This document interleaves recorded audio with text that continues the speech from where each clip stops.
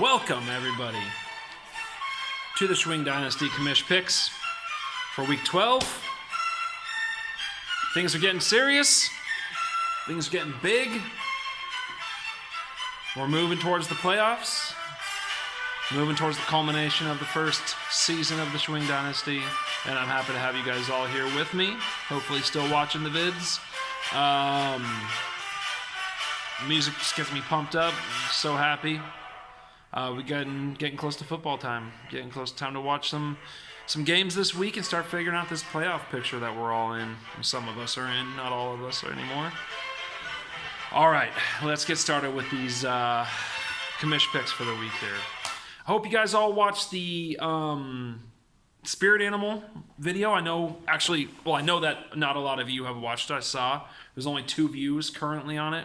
Breaking my heart here, but really for your own health and welfare, you should be watching that spirit animal video because it's good. I liked it. I liked making it. It was fun, and choosing your guys' spirit animals was fun. There's a lot for you guys to get mad about if you watch that video. Okay. Let's jump into the picks for this week, for Week 12. Got some good old-fashioned NFL music.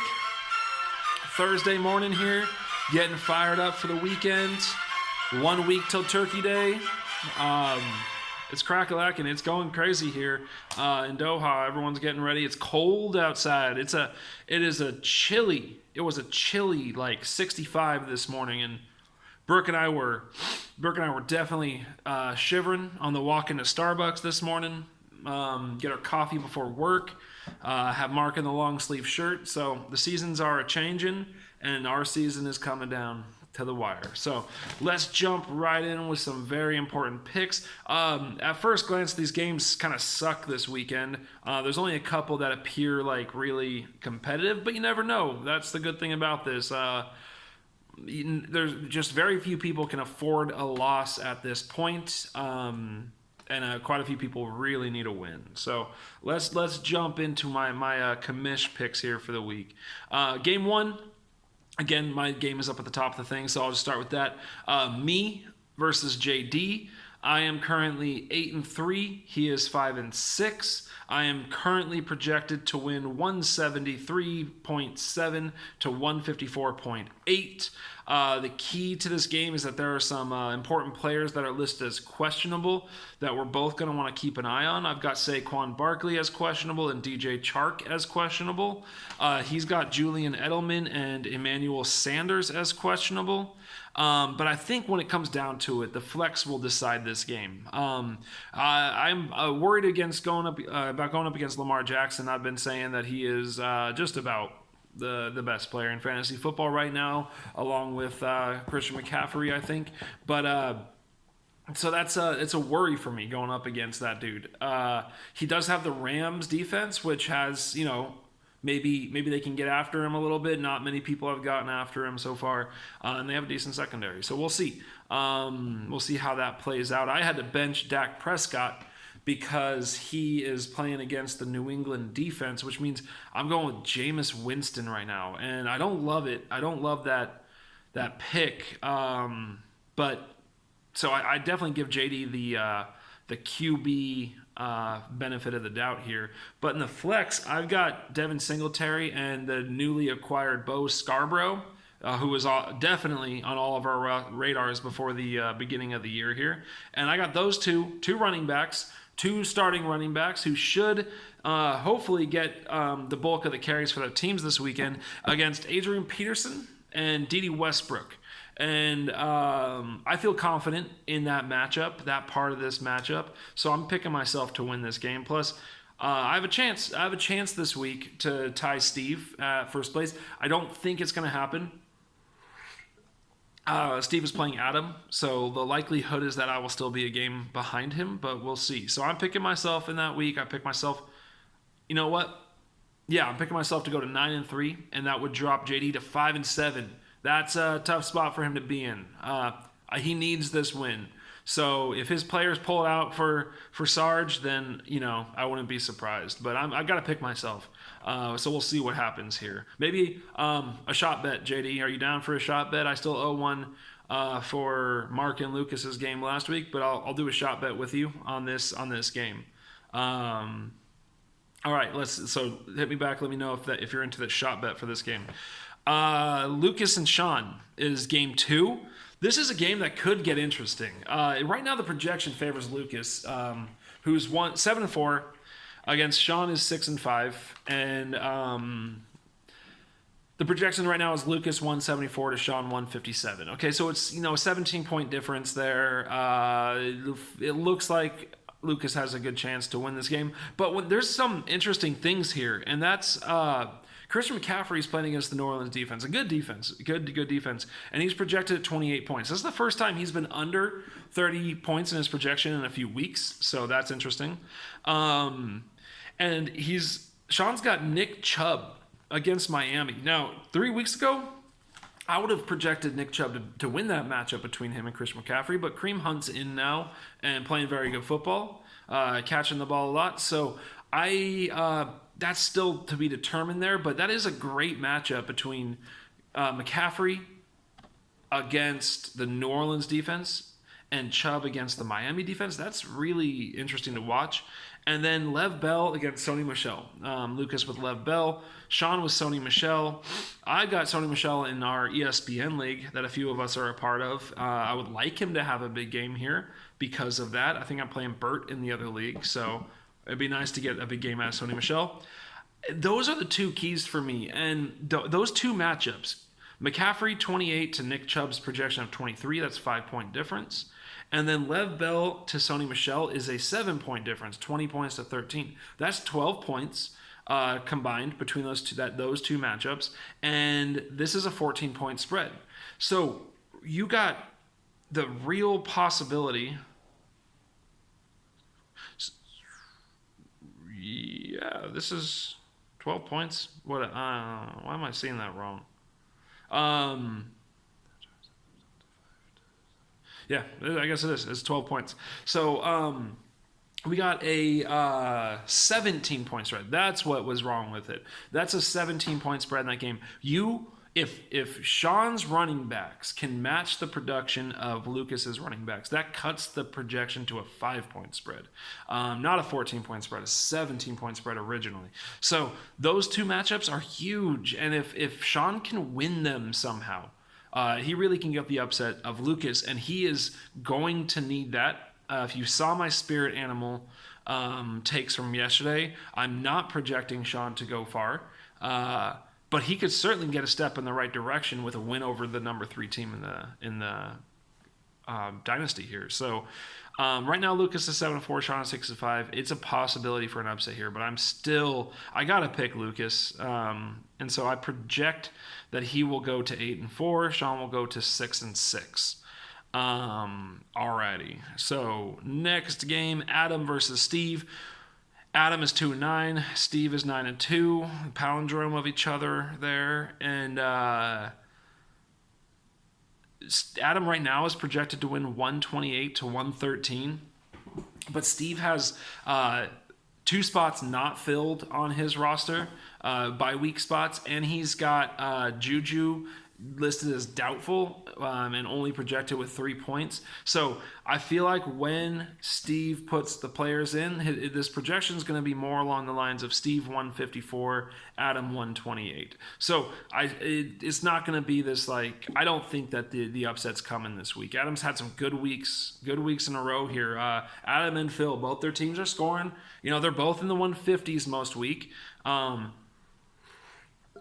This is not the teams from the beginning of the season that were, around 120 each week. Their teams are improving. Adam's got Drew Brees back, which is obviously really big for his team. But if Adam's team does what they've been doing, gets in the 150s, he'll be right around Steve's projection. So there's a possibility he wins this game, but I can't go and forecast that. I'm not going to. So I picked Steve to win this game, and he'll move to 10-2. And retain first place, and Adam will drop to 2-10. Okay. All right, next game, Phil versus Mark. This game is a current 2-9 team in Phil against a 6-5 team in Mark, who continues to, I believe, have the second highest point total in our league. and is still in a tie for 4th or 5th place. I think it's 4th place, yeah. Right now, the projection is Phil 156 to Mark 175. Really, there's one key anytime Mark plays. He is currently starting 5 Seahawks, which is insane. He is starting Russell Wilson, Chris Carson, DK Metcalf, and Tyler Lockett, who is supposed to play, plus the Seattle Seahawks defense. And he is also playing Zach Ertz, who is playing against the Seahawks defense. That game is going to be the key to this game. The Philly Seattle defense is the key to this game. Because of that, Phil's team could score 170 points, and it won't matter if Seahawks are good. If they are doing great, then Mark's gonna win this game, and that's Mark's key to a championship this season. Is he needs the Seahawks to ball out every single week. They're done with their byes, so this is gonna be Mark's lineup week in, week out. He is the Doha Seahawks at this point. So I am picking that to happen. I'm picking Mark to win this game, but there is a chance that Philly's defense plays very well against the Seahawks, and Phil gets the upset here, which would just really, really hurt Mark's position right now, because there's a lot of people in tenuous positions for the playoffs at this point. All right. I am projecting Mark to win that, though. So, game of the week. Move on to the game of the week. The game of the week sponsor. Oh, let's get some game of the week music here. We've got to get pumped up for this. And this is currently I'm looking at 49ers highlights on this video, which is just about the NFL films all-time best. So that's pretty rad. They seem to have switched to the Redskins now. All right. So, game of the week time. Here we go. 2 5 and 6 teams going at it, head to head. Bert and Daryl. I am calling this a damn near elimination game. Loser, you are just about out of the playoffs, so you better bring it this week, boys. Both of you better bring it this week, because one of you is going home. All right? That I don't see how you guys get to 5 and 7 and make the playoffs. It could, I think, I've tried to mathematically eliminate you. I don't think I can, but I'm pretty sure we are at that point. The loser of this game may just be eliminated from the playoffs. It's going to be very long road to hoe if not. So 5 and 6, the loser goes to 5 and 7, and the winner goes to 500 at 6 and 6, and is in a much better position to get into this playoff, the Schwing Dynasty playoff. And when you get in the playoff in fantasy football, you never know. Some freak injuries happen. Guys who haven't been playing all year suddenly are stepping up their game. I know Sony Michel went on a rampage last year during the fantasy football and season wrap-up and playoffs, and won people dynasties or won people championships. So you never know. You get in the playoffs, you've got a chance here. And so this game has all the makings of a first round playoff game between Bert and Daryl 2 weeks before the playoffs start, and they're going at it head to head. There's the keys. Bert looking strong a little bit on quarterback. Okay, it's not a huge discrepancy, but I like Bert's quarterback Josh Allen against Daryl's quarterback, who I can't remember at this exact moment. Shit, I don't remember who it is. Whatever, it doesn't matter. I liked Bert's better when I looked at it. It's a 1 point projection, but I think Josh Allen is getting a lower point because Denver's good against the pass, but Josh Allen doesn't need to pass to score points. So I think he will have a day running the ball. So I like Bert with the quarterback there. Running back, given that advantage firmly to Daryl at the running back position. Bert starting Miles Sanders, so that's kind of all I needed to see. Tight end, I'm going with Daryl. Okay, Daryl has Jared Cook, and Bert is rolling out Tyler Eifert. Always touchdown based. I mean, if he gets a touchdown, sure, but that's always true. I can say that about anyone. So I like Daryl at the tight end position. Wide receiver, I'm giving the advantage to Bert. Cooper Kupp is the big reason there, okay? I don't love having Chris Conley as a starter, but you never know.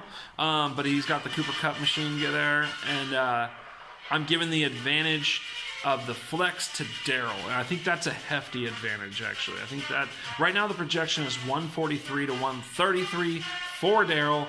And I am picking Daryl. I am picking Daryl in this game. Now, he's probably happy because suddenly, when I pick against Daryl, suddenly he's been losing. So maybe we'll flip that luck for him, and Daryl comes away with the win this week and is putting himself in position. He will move to 6-6. He will be in position to get into the playoffs still, and Bert will be sitting at 5-7. Very difficult position at that point. Very difficult position. That would move our rankings to Steve at number 1 at 10-2. My projections would have me at number 2 at 9-3. Lucas at 8-4. Then we would be looking at Mark at 7-5. Okay, Mark would go to 7-5. And I think that would put Daryl at 6-6. Sean at 6-6. And that would be our current playoff teams. After that, we would have JD and Bert in that order based on points currently. And then we would be rounding out with, looks like Adam and then Phil. Okay, that would be our 10. So a current playoff field of me, Lucas, Steve, Sean, Mark, and Daryl. So you can see how big that game of the week is. Because if you flip that turnout, then that becomes Bert instead of Daryl. If JD beats me, then it's JD's right in there. So big games this week. Playoffs. We are coming down to the wire here, and there's a lot of movement in this league that can still happen. So I hope you guys enjoy the Thursday morning game this week, and have a good weekend, you guys, and go get them.